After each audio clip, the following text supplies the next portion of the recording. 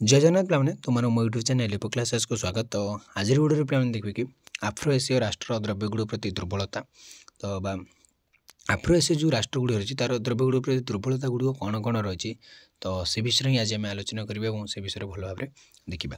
तो देख पे यही समय आफ्रिका और एशिया दुई गोटी महादेश अन्य राष्ट्रगुड़िक ठार पछुआ अनुन्नत थे। तो जब आम देखा ये जो उपनिवेशवाद समय 1918 मसीहा 1718 मसीहा 1917 मसीहा कथा बेलू जो आम देखा 16 मसीहा कथा बेलू आम देखा तो आफ्रिका से दुई गोटी महादेश अन्य राष्ट्रगुड़ पछुआ उन्नत माने अन्य महादेश तुलन में एगुड़ी पूरा पछुआ थे अनुन्नत थे। तो उन्नति किसी देखा जाता जोटा कि बर्तमान देखा देउछि से शिल्प वाणिज्य व्यवसाय और अन्य विभिन्न क्षेत्र में खूब पचारि से शिल्प कौन भल बुझी पार ना वाणिज्य व्यवसाय कौन से जानते कारण देख से सब द्रव्य विनिमय व्यवस्था थी आम एशिया आम भारत में जो देखिए द्रव्य विनिमय तू मत कि देवु मुझे किसी देदेवी जमी मुझ टमाटो लगे तू बैगण लगे तू मत बैगण देदेवु मुझे टमाटो दे तो एमती सब एक्सचेंज चलता से समय से मुद्रा पुद्रा ये समय थी बोधे सुना मुद्रा एगुड़ थी कि प्रायतः द्रव्य विनिमय से समय सब चली है मात्र एठाकर कारीगर शिल्पी मैंने अत्यंत सुंदर कारुकार्य द्रव्य मान तैयारी करते जार चाहिदा बाह्य देश गुड़ विशेषतः यूरोपीय राष्ट्र अधिक था बर्तमान रही तार जमी आम देशर बहुत गुड़े डॉक्टर इंजीनियर है बड़ बड़ साइंटिस्ट एगुड़ी जाए कौन बाहर देश बर्तमान जब कर से भाव में भारत में कौन आगु बहुत भल भल कारीगर बहुत भल भल कौन शिल्पी मैंने रोते जोटा कि इंग्रेज मान पाखे अन्य देश से देखा मिलूला। तो से आम देश अन्य देश को से सब कौन कम करने जाते किंतु ये देश गुड़ राजनीतिक और सामरिक क्षेत्र में बहुत अनुन्नत थे। देख आम देश शिल्पी मैंने रोते बहुत भल भल कारीगर थे कि आम पाखे शिल्पी नाला सरी आम पाखे शिल्प ना से किसी कौन माने कहने भित्तिभूमि सेमती किसी नाला से समय भारत में। तो जहाँफल कौन बाध्य मैंने जावा पड़ते शिल्पी मानू। तो से समय एठार शासक मैंने क्षमताहीन दुर्बल थे जो शासक मैंने से समय शासन करते अंचल गुड़िक तो से दुर्बल थे। एटा सामंतवादी शासन व्यवस्था प्रचलित होता और जातीय राष्ट्र गठन एठार संभव हो पारि ना। तो गोटे जातीय राष्ट्र गठन नाला एटा सब सामंत मान शासन चलाई एठाकर शासक मैंने प्रजा मान खूब भिन्न थे अलग थे।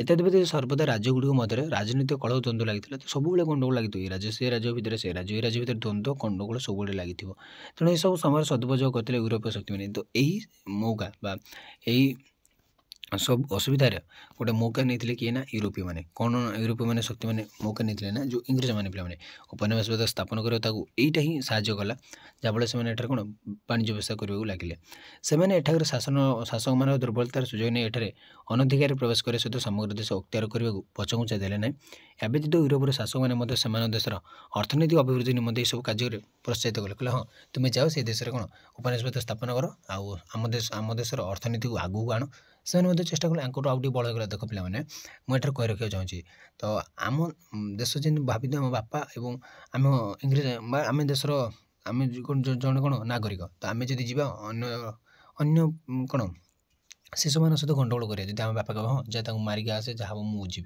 आम पाखे कौन टी पावरटा अधिक बढ़ीगला। तो से सेमती कले देशर जी बड़ बड़ देशर सरकार जी थे तो से भर से समय सरकार सब कौन राजनीति बहुत स्ट्रंग थी शासक मैंने बहुत स्ट्रंग थे से कहले तुम्हें जाओ आठ शासन कर तो से आउट पावरफुल हो गले।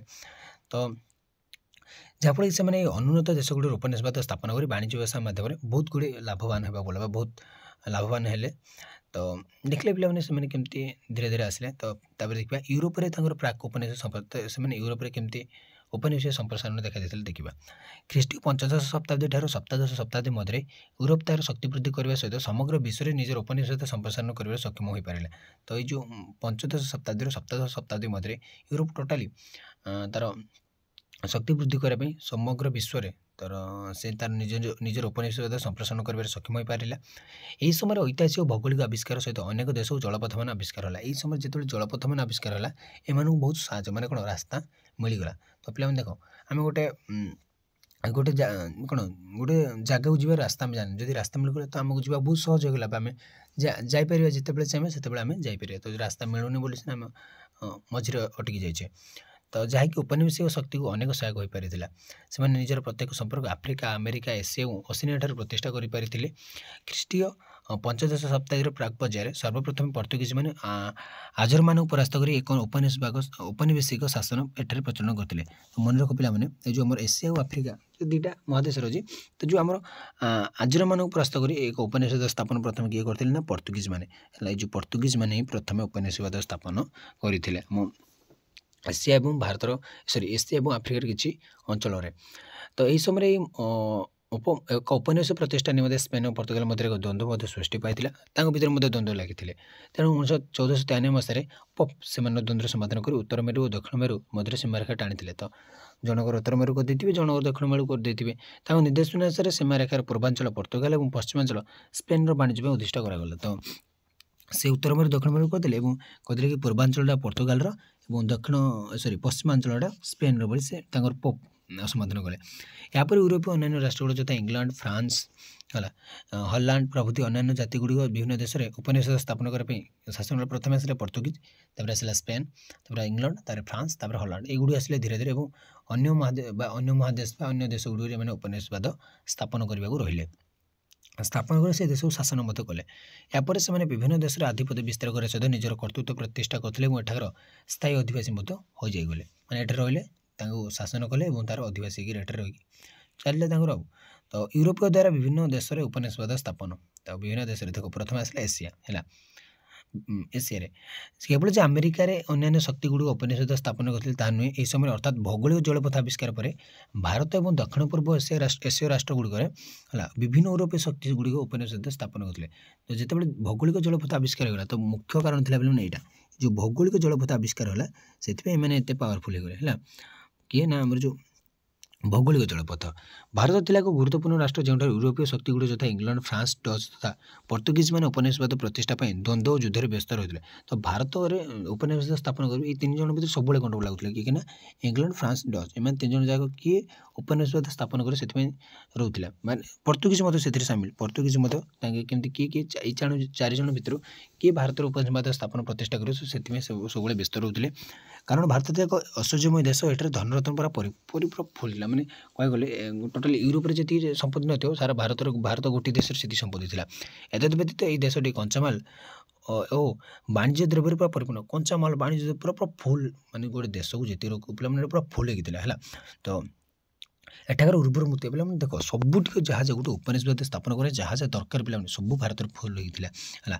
तो उर्वर मूर्ति जो कौन अर्थकारी फसल मान उत्पादित हो पाता प्रायतः ख्रीष्ट पंचदश शताब्दी बेलू एशिया राष्ट्रगुड़िक उपनिवेशवाद स्थापन आरंभ है। ख्रीष्ट पंचदश शताब्दी बेलू प्रथम पर्तुगीज मैंने उपनिवेशवाद स्थापन कले से सहित गोवा डामन फरासी गोवा डामन ड्यू और अन्य अंचल निजर आधिपत्य विस्तार कले। यापर डेनमार्क डच मैंने आसिले प्रथम आसिले पर्तुगीज पर डच मैंने आसिले यापर फरासी मैंने और इंग्रेज मैंने ये उपनिवेशवाद स्थापन करने सहित वाणिज्य व्यवसाय कर द्वारा लाभवान हो पारे। डच मैंने डच ईस्ट इंडिया कंपनी इंग्रेज मैंने इंग्रेज ईस्ट इंडिया कंपनी फरासी ईस्ट इंडिया कंपनी प्रतिष्ठा कर वाणिज्य व्यवसाय मान सब प्रतिष्ठा कले। तो समस्त गोटे गोटे ईस्ट इंडिया कंपनी को सब गठन कले और निजर व्यवसाय चलैले। तो मात्र इंग्रेज जाति थे सब चालाक जाति हो से अन्य तीन गोटी को जाति पछे पकाई निजर प्राधान्य भारत प्रतिष्ठा कर। देख ये टे चालाकी से भर चार जन भर ये चालाकी मैंने ये कौन प्लान प्लान करके पछे पकईदे मुझे गोटे कौन शक्तिशाली गला चेष्टा करुँची कि पारुनी। इंग्रेज मैंने प्रथम भारत तत्कालीन मगर सम्राट ठार अनुमति पाई वाणिज्य व्यवसाय करते तथा विभिन्न अंचल वाणिज्य कोठी निर्माण कर वाणिज्य व्यवसाय परिचालन कर लगे। प्रथम से मोगल मान अनुमति मांगे आम ए वाणिज्य करूँ से अनुमति देते हाँ वाणिज्य तो कर लोक मैंने कौन जानते कि एमती माने से आसिक आमको शासन करेंगे एमती आमको एत अत्याचार करेंगे आमको शोषण करेंगे आमर धन संपत्ति लुटि ने ना हाँ वाणिज्य करेंगे तो वाणिज्य करने द्वारा कौन आमर किसी लाभ हम आम देश किसी देश धन जीव देश किसी धन आम देश को आसो। तो यही भाई चली कि से कौन बहुत नृशंस भाव आमको अत्याचार करने लगे। विशेषतः 1757 मसीह पलासी युद्ध ठार भारत में ब्रिटिश शासन अयभारंभ जो पलासी युद्ध है 1757 मसीह तापर कह गले स्टार्ट होता भारत ब्रिटिश शासनटा से प्रथम बंगठारे बंगला ठारे पश्चिम बंगठारे निजर आधिपत्य विस्तार कर अनेक धन संपत्ति आहरण कले। पश्चिम बंग पे फुल होता धन संपत्ति पश्चिम बंग फुल होता बम्बे मद्रास एगुड़ पूरा धन संपत्ति पूरा फुल होता। ଏଠାରେ ବିଭିନ୍ନ ପ୍ରକାର ରାଜସ୍ୱ ଆଦାୟ କରି ନିଜ ଦେଶକୁ ବୋହି ନେଲେ। ଏହାପରେ ସେ 1764 ମସିହାରେ ବକ୍ସାର ଯୁଦ୍ଧ ଦ୍ୱାରା ବଙ୍ଗ ବିହାର ଓଡ଼ିଶାକୁ ରାଜସ୍ୱ ଆଦାୟ କ୍ଷମତା ସେମାନେ ଲାଭ କଲେ। ଯେତେବେଳେ ବକ୍ସାର ଯୁଦ୍ଧ ହେଲା ତାହେଲେ ଭାରତର ବଙ୍ଗର ବା ପଶ୍ଚିମବଙ୍ଗର ବିହାର ଓଡ଼ିଶାର ଯେଉଁ ରାଜସ୍ୱ କ୍ଷମତା ରାଜସ୍ୱ ଟଙ୍କା ଅଧିକ ଟଙ୍କା ରାଜସ୍ୱ ଆଦାୟ କରି ତାଙ୍କ ଦେଶକୁ ସବୁ ବୋହି ନେଲେ। ତ ପ୍ରାରମ୍ଭିକ ପର୍ଯ୍ୟାୟରେ ସେମାନେ ଏଠାରେ ଔପନିବେଶିକ ସମ୍ପ୍ରସାରଣ କରି କଞ୍ଚାମାଲଗୁଡ଼ିକୁ ବୋହି ନେଇ ନିଜ ଦେଶରେ ଶିଳ୍ପରେ ଲଗାଇଲେ ଓ ସେଠାରେ ମେସିନ୍ ଜାତୀୟ ଦ୍ରବ୍ୟଗୁଡ଼ିକ ଏଠାକାର ଉପନିବେଶିକ ବଜାରଗୁଡ଼ିକ ବିକ୍ରି କରି ଅତ୍ୟନ୍ତ ଲାଭବାନ। ଦେଖ ପିଲାମାନେ ମୁଁ ଏଇଟା ଭଲ ଭାବରେ ବୁଝେଇ ଦେଉଛି, ଆଉ କିଛି ଯେମିତି କିଛି କନଫ୍ୟୁଜ ରହିବ ନାହିଁ। ଦେଖ ଆମ ଦେଶରେ କ'ଣ କରିବେ ନା ଆମ ଦେଶର ଚାଷୀମାନଙ୍କୁ କହିବେ ତୁମେ ଏଇଟା ଉତ୍ପାଦନ କର, ଲୋକମାନେ ଏଇଟା ଉତ୍ପାଦନ କରିବେ କାରଣ କଣ୍ଟ୍ରୋଲ ତାଙ୍କ ହାତକୁ ପଡ଼ିଲାଣି।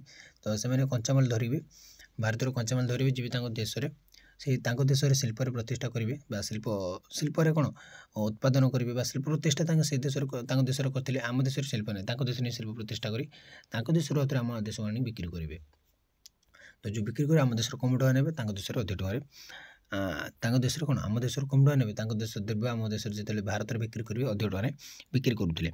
ତ ସେମାନେ ଏଠାରୁ କେବଳ ଯେ ଧନ ସମ୍ପତ୍ତି ଲୁଟି ନେବାର ସକ୍ଷମ ଥିଲେ ତାହା ନୁହେଁ, କ୍ରମେ ସେଠାରେ ନିଜର ଅତ୍ୟାଚାରିତ ନିର୍ଯାତିତ ଶାସନ ଭାରକୁ ଭାରତୀୟମାନଙ୍କ ଉପରେ ଲଦି ଦେଇଥିଲେ। ସେମାନେ ଆମକୁ ଲୁଟୁଥିଲେ, ତ ସେମିତି କିଛି ଆମ ଉପରେ ବହୁତ ଅତ୍ୟାଚାର କରିବା। ସେମାନେ ଭାବିଥିଲେ ଆମେ ହେଉଛୁ ତାଙ୍କର ବାପା ବା ତାଙ୍କର କ'ଣ ନା ତାଙ୍କର ସବୁକିଛି ଆମେ ଭାବିକି ସେମାନେ ଆମ ଉପରେ ଅତ୍ୟାଚାର କଲେ।